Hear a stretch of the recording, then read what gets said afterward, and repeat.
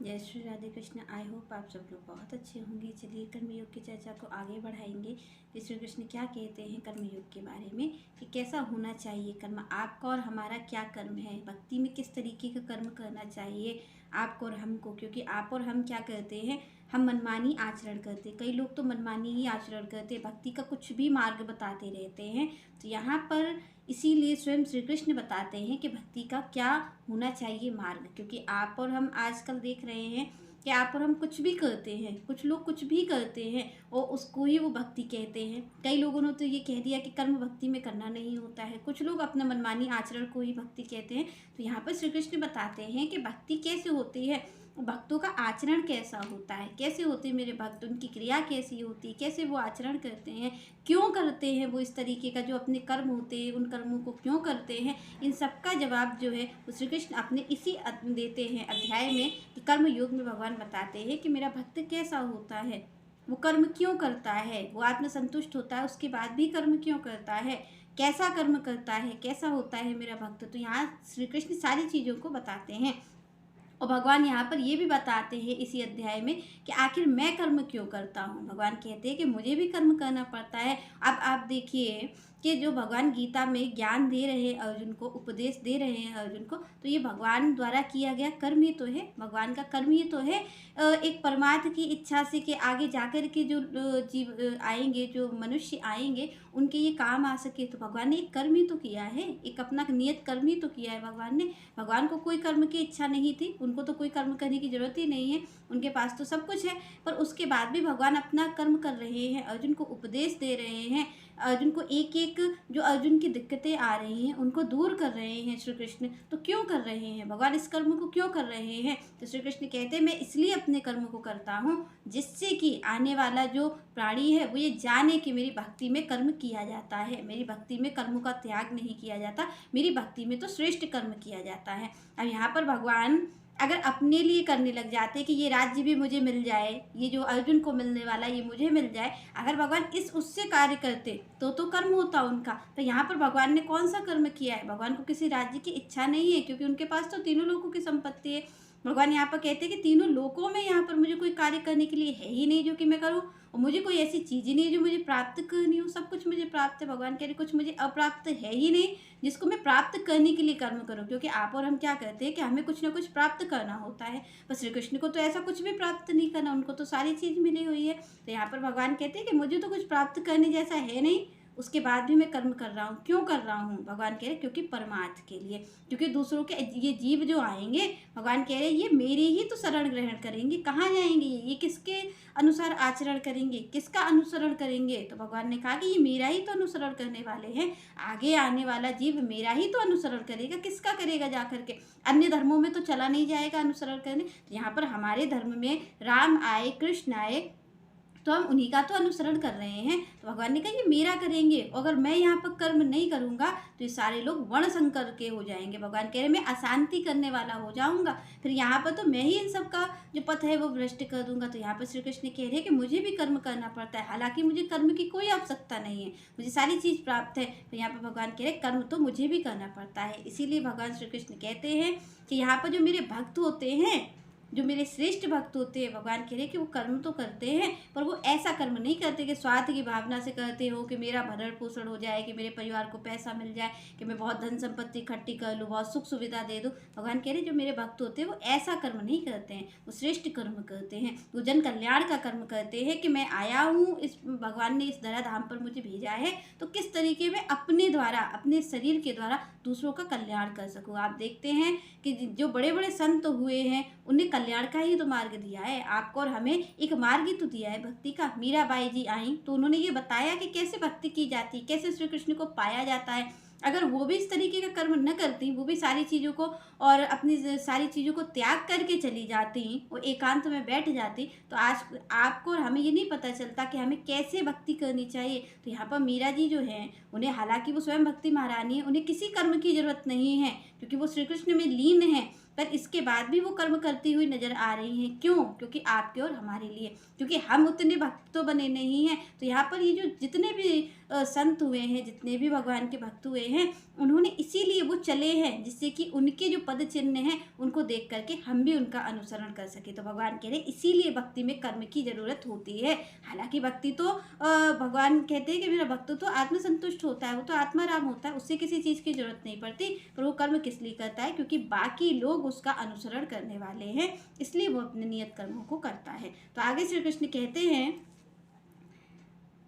प्रकृति क्रिया मराणि गुणे कर्माणि सर्वसः अहंकार विमूढ़ आत्मा कर्ता अहमति मन्यते। भगवान कह रहे हैं कि जो व्यक्ति हैं, आप देखते होंगे कि कई लोग व्यक्ति कई ऐसे होते हैं मनुष्य जो कि भगवान कह रहे हैं कि वो अपने आप को ही कर्ता मान बैठते हैं। पर क्यों मान बैठते हैं? यहाँ पर भगवान बता रहे हैं कि क्यों। और भगवान यहाँ पर एक चीज़ यूज करे, एक शब्द यूज करे, विमूढ़ आत्मा। भगवान कह रहे हैं कि विमूढ़ आत्मा है वो जो अपने आप को कर्ता मान बैठते हैं। तो भगवान कह रहे हैं कि अहंकार के बस मोहग्रस्त होकर के जो ये मनुष्य है, ये जो जीव है, ये अपने आप को ही कर्ता मान बैठता है कि मैं ही कर रहा हूँ। आप देखते होंगे कई लोग ऐसे होते हैं जो ये कहते हैं कि अगर हमने ये कार्य नहीं किया होता तो फिर तो ये कुछ होता ही नहीं। तो यहाँ पर ये इसी चीज़ की भगवान बात कर रहे हैं कि यहाँ पर आप देखेंगे कि कई ज़्यादातर लोग ऐसे ही आपको मिलेंगे यही कहते हुए कि अगर हमने ऐसा नहीं किया होता तो तुम्हारा ऐसा हो जाता, अगर हम तुम्हारा साथ नहीं देते तो ऐसा हो जाता। तो भगवान उनकी बात कह रहे हैं। भगवान कह रहे हैं ये विमूढ़ आत्मा है, ये जो अपने आप को कहते घूम रहे हैं ना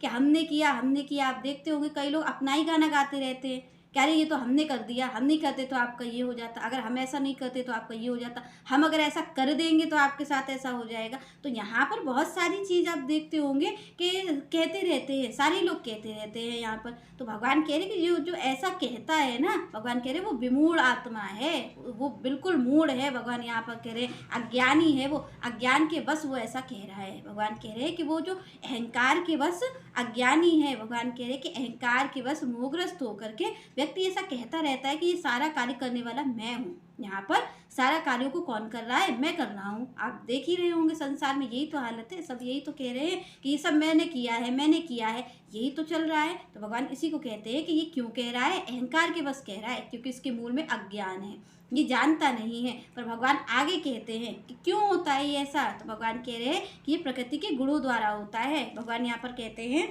प्रकृति क्रिया मराणी गुणे कर्माणि सर्वसा। भगवान कह रहे कि ये जो प्रकृति है ना, ये प्रकृति से ही आपका ये शरीर बना है, जिसको आप और हम कहते हैं कि ये पंच तत्व का ये पिंजड़ा है। तो ये जो पंच तत्व का पिंजड़ा बना है, ये पंच तत्व प्रकृति द्वारा ही तो है, प्रकृति ने ही तो दिए हैं।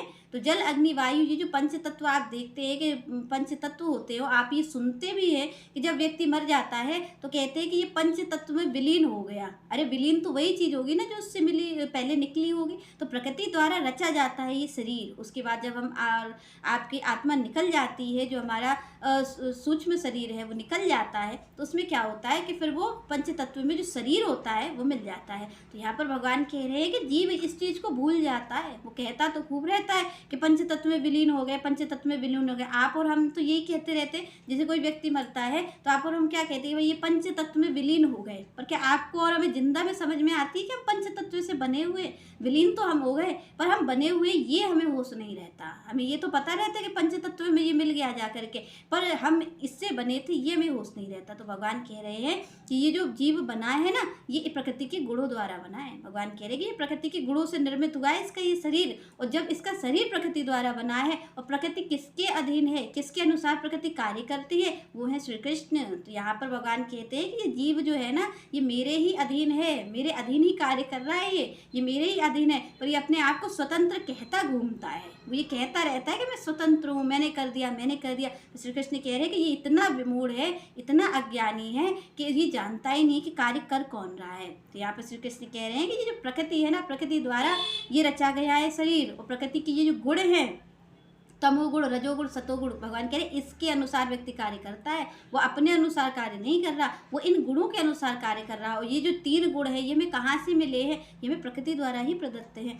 प्रकृति ने ही दिए हैं। प्रकृति से ही हमारा ये शरीर बना हुआ है, प्रकृति के द्वारा ही हम प्रकृति के अधीन हैं। श्री कृष्ण के हम अधीन हैं, जो भी हम कार्य कर रहे हैं वो प्रकृति के अधीन है। आप और हम स्वतंत्र नहीं है, हम किसके अधीन है? हम श्री कृष्ण के अधीन है। तो भगवान कह रहे हैं, पर वो ऐसे समझता है, क्यों समझता है? क्योंकि भगवान कह रही है अहंकार है, इसके मूल में अहंकार है और इसका मोह है। भगवान कह रही ये दोनों चीज़ इसकी विनाश का कारण है, और यही विनाश ही तो करते हैं आप और हम। यही तो हम कहते रहते हैं, हम तो भगवान को मानते ही नहीं। कई लोग तो आप देखेंगे वो कहेंगे भगवान क्या कर लेंगे, जो किया है हमने किया है। अगर हम नहीं होते तो ऐसा नहीं हो तो भगवान क्या कर लेंगे। तो यहाँ पर श्री कृष्ण कहते हैं कि ये ऐसा व्यक्ति अगर कोई कहता हुआ आपको मिल रहा है ना कि मैं करता हूँ मैं करता हूँ, तो श्री कृष्ण कहते हैं कि भाई वो तो अज्ञानी है। उससे तो आप सबसे पहले जान लो कि ये तो अज्ञानी है, ये तो विमूढ़ आत्मा है। भगवान कह रहे हैं कि ये बिल्कुल मूर्ख है, इसको किसी चीज़ का पता नहीं है। क्योंकि प्रकृति द्वारा ये शरीर बना है, और प्रकृति किसकी पुजारिन है? वो तो श्री कृष्ण की पुजारिन है। प्रकृति तो उनके ही अधीन है, वो तो उनके अनुसार ही कार्य करती है। तो जो गुण हमें मिले हैं प्रकृति से प्रदत्त हैं, जो हमें 3 गुण, तो 3 गुण में एक गुण के अनुसार तो इंसान कार्य करता ही है। या तो हम तमोगुण के अधीन होंगे तो हमें आलस्य होगा। भगवान कहते हैं भाई जो तमोगुणी है वो तो आलस्यवादी है, वो तो उसमें तो आलस्य होगा, उसमें तो अहंकार होगा ही होगा। तो भगवान कहे जो रजोगुणी है वो अपने लिए कार्य करता है। एक तो तमोगुणी तो ये कहेगा कि भाई मुझे सुख मिल जाए, दूसरों का दुख मिले तो मिल जाए, पर मुझे सुख मिलना चाहिए, मुझे कोई कार्य ना करना पड़े, मुझे सारी चीज़ मिल जाए। भगवान कह रहे ये तो तमोगुणी का स्वभाव है, ये तो तमोगुण में होता है। रजोगुणी क्या करता है? वो अपने लिए इकट्ठा करता रहता है कि मुझे कितनी ज़्यादा से ज़्यादा संपत्ति मिल जाए, कैसे सब सुख सुविधा मिल जाए। तो भगवान कह रहे ये रजोगुणी का काम है। पर सतोगुण क्या करता है? सतोगुण में भगवान कह रहे जिसमें सतोगुण है, भगवान कह रहे वो मेरे लिए कार्य करता है, वो हर कार्य मेरे लिए करेगा। भगवान कह रहे हैं उसका जो भी कार्य होगा वो किसके लिए होगा? मेरी प्रसन्नता के लिए होगा। तो श्री कृष्ण कह रहे हैं कि ये सतोगुण का प्रभाव है। पर कर रहते तो हम इन 3 गुणों के ही अधीन है। आप और हम विचार करें तो हम कैसे कार्य कर रहे हैं, आपके हमारे जीवन में कार्य कैसे चल रहा है? या तो इसलिए चल रहा है कि हम सुखी हो जाएं, हम सुखी हो ना हो। आजकल तो आप देखेंगे कि तमोगुण इतना बढ़ा हुआ है लोगों में कि वो कहते हैं हम सुखी हो ना हो, ये दुखी होना चाहिए, ये भूल से सुखी नहीं हो जाए। बिहारी जी के मंदिर में जाते हैं और लोग कहते हैं भाई ठाकुर जी आप हमें दो नहीं दो, पर आपने इसको क्यों दे दिया, इसको क्यों दे दिया, हमें देना चाहिए। तो अगर हमें नहीं दिया तो इसको क्यों दे रहे हो? तो आप देखेंगे कि ऐसा भी देखने को मिलता है। कुछ लोग अपने लिए ही मांगते, अपने सुख के ही लिए मांगते कि भाई हमें मिल जाए, हमें धन संपत्ति मिल जाए, हमारा परिवार सुखी हो जाए, हम सुखी हो जाए, ये भी ठाकुर जी से मांगा जाता है। कुछ लोग जाते हैं जो उनके आनंद की कामना करते हैं कि आप आनंदित रहें। भगवान कह रहे ये जो मेरे प्रति है ना इसका प्रेम, भगवान कह रहे ये सतोगुण का प्रभाव है। तो यहाँ वो कह रहे हैं कि जब वो परमार्थ की भावना सोचता है, जब वो दूसरों के हित की भावना सोचता है, तो भगवान कह रहे हैं ये तो सतोगुणी है। पर आप और हम जानते हैं कि हम हैं किसके अधीन? हम इन 3 गुणों के ही अधीन हैं।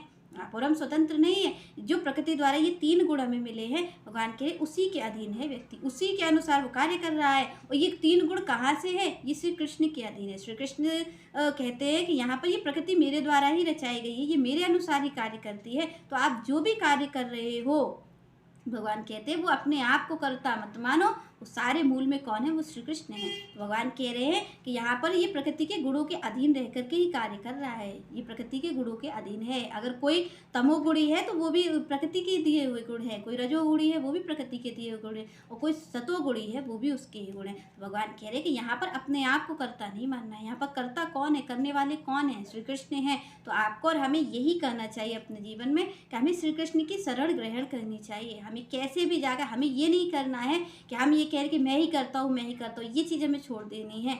यहाँ कौन है करने वाला? केवल श्री कृष्ण है। यहाँ पर करने वाले मात्र एक भगवान है। आपके हमारी सामर्थ्य क्या है? आप देखते हैं कि हमारी सामर्थ्य क्या है? क्या बिल्कुल यहाँ पर संतों ने कहा है कि भाई कैसा है मनुष्य का तन? बिल्कुल बुलबुले के समान है, कभी भी फूट सकता है, कभी भी खत्म हो सकते हैं। आप और हम देखते हैं कि भाई 1 मिनट पहले कोई 1 दिन पहले हमसे बात कर रहा है, सुबह हमें पता चलता है कि वो व्यक्ति चला गया। तो ये क्या है? इसका मतलब क्या है कि आपको और हमारे समय का भरोसा नहीं है। पर आप और हम में अहंकार कितना है कि हम कहते हैं अगर हम नहीं करेंगे तो कुछ नहीं होगा। तो यहाँ पर भगवान यही कहते हैं कि ये जो आपके और हमारे जीवन की दुर्दशा है ना, जो हमारे जीवन में दुख का कारण है, भगवान वो कहते हैं वो यही है कि वो अपने आप को कर्ता मान के बैठा है। वो जैसे ही भक्त और जो होते हैं भगवान के संसारी जीव, उनमें क्या अंतर होता है? भक्त अपने आप को कर्ता नहीं मानता, वो ये कहता है कि जो कर रहे हैं वो श्री कृष्ण कर रहे हैं। चाहे देखिए भक्त जो होता है उसके जीवन में अच्छा समय भी आता है, बुरा भी आता है, आते दोनों समय। आप ये मत समझिएगा कि भगवान की भक्ति का मतलब ये होता है